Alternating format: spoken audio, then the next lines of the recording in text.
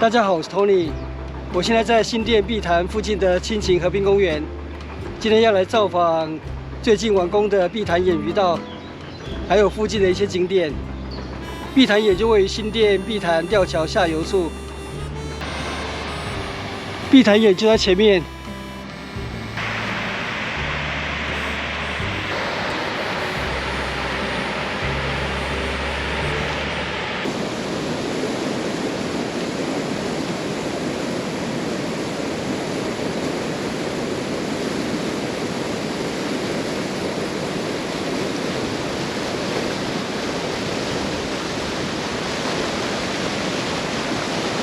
这是碧潭附近水岸景观工程的一些建设。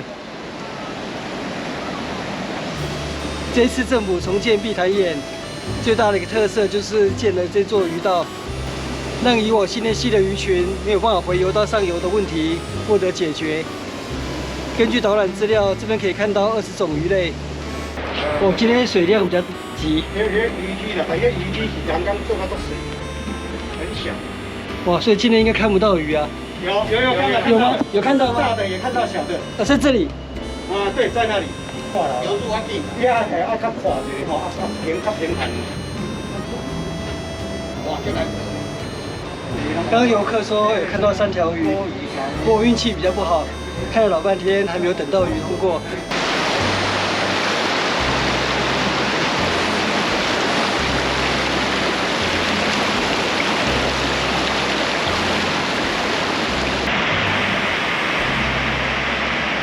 碧潭堰，碧潭鱼道。我现在走往碧潭吊桥，这座桥梁是北二高跨越碧潭的大桥。对岸那间庙是太平宫，我待会会造访那里。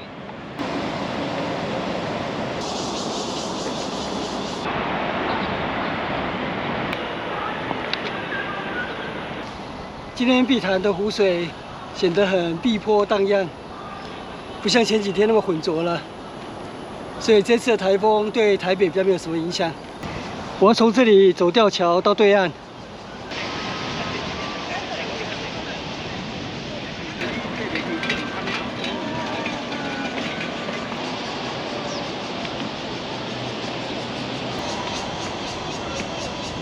我现在继续走往涵碧路。 在这里右转碧潭路，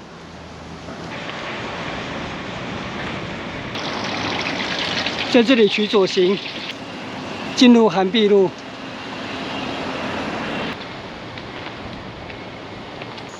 我现在正走在涵碧路，要前往空军烈士公墓，它的原址就是日本时代的文山神社。这是涵碧路的终点，旁边有石阶步道通往空军烈士公墓。 我没有看过日治时代文山神社的格局，所以不晓得这石阶步道是不是昔日的参道。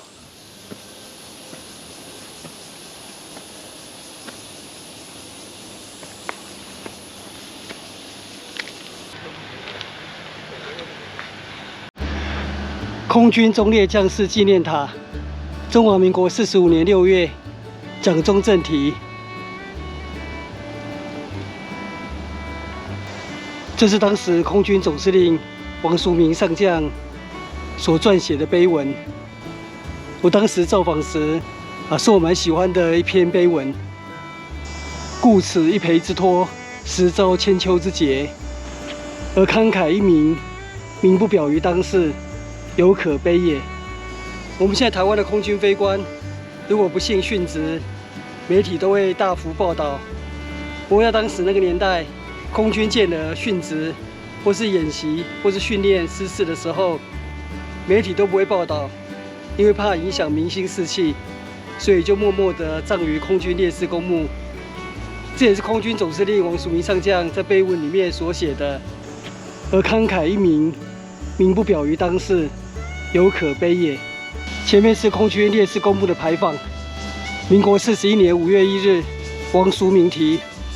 这座牌坊的位置，也是原文山神社的鸟居。空军烈士公墓的格局，就是昔日文山神社的格局。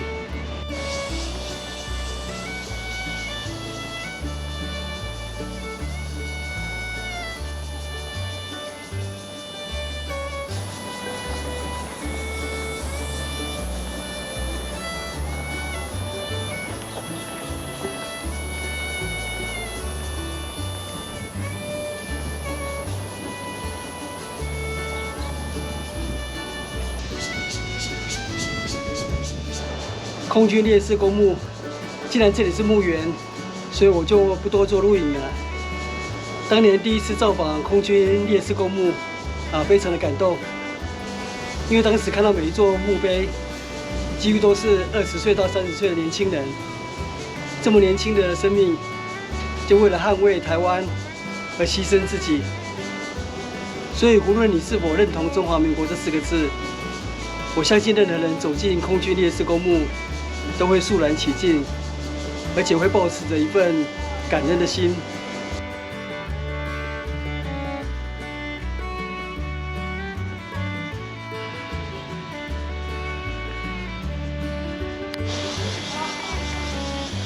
我现在离开空军烈士公墓，要走往附近的太平宫。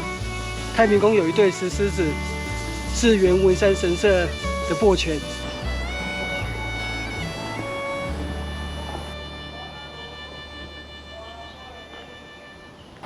这是太平宫的停车场，我又从这边进来。太平宫创建于清嘉庆年间，是一间有200年历史的古庙。日本时代台湾宝图也有标示出这间庙宇，不过后来大幅改建，现在已经没有什么古味了。现在太平宫正在整修，我从这边进入。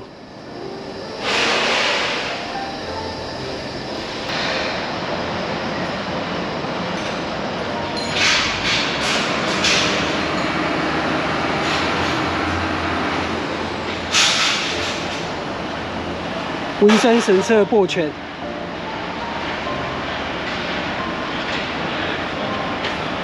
好久不见了。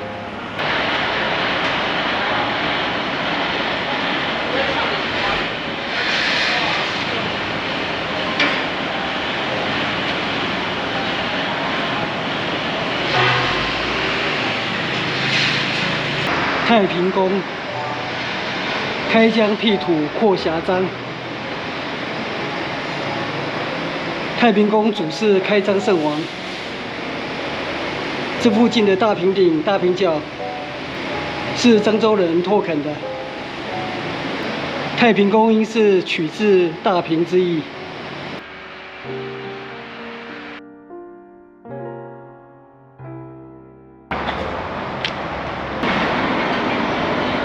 文山神社存活的时间并不长，从1939到1945，只有6年而已。太平宫的一对擘犬是文山神社最主要的遗迹。擘犬又称高丽犬，中国称为石狮，属于东亚共有的文化，所以这一对擘犬可以得到宽容，被移植到太平宫这里来保存。我现在走往碧潭吊桥。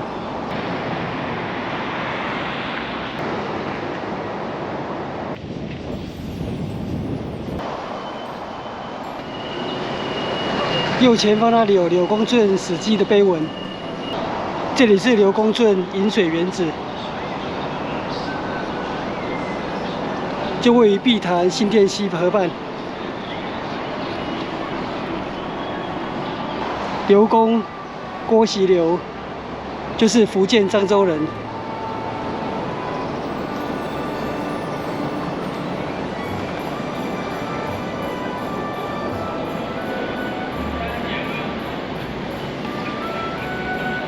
清代的柳公圳，现在大部分都已经变成是地下水沟了。这也是从农业社会到工商社会难以避免的改变。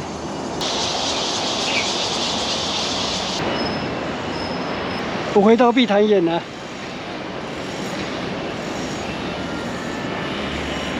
再来看一次，看看能不能拍到鱼儿水中游。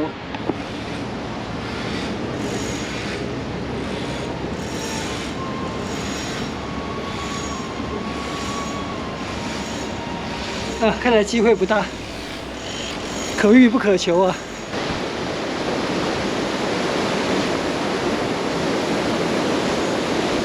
我回到青行河滨公园了，右前方是青行河滨公园的停车场，前面不远处是最近新完工的青行人工溪流，去看一下。哦，到了，就这里。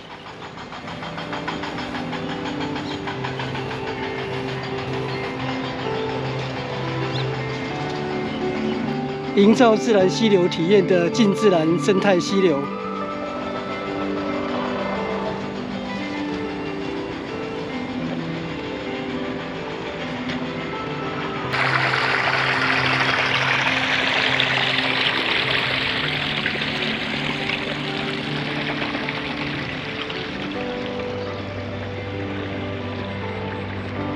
这是一处家长可以带着小朋友在清晨或是傍晚的时候来这边戏水，但是不要像我现在这样子，在大热天的时候造访，这样的话就是阿呆的行为。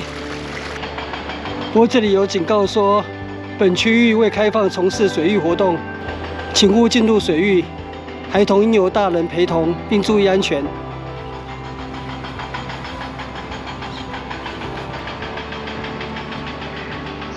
我现在快回到停车场了。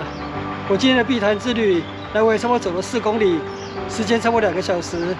详细的路线地图、网址连接我会放在影片下方的文字说明栏里面，提供给大家参考。我今天的旅行就到这边结束，谢谢收看，我们下次见，拜拜。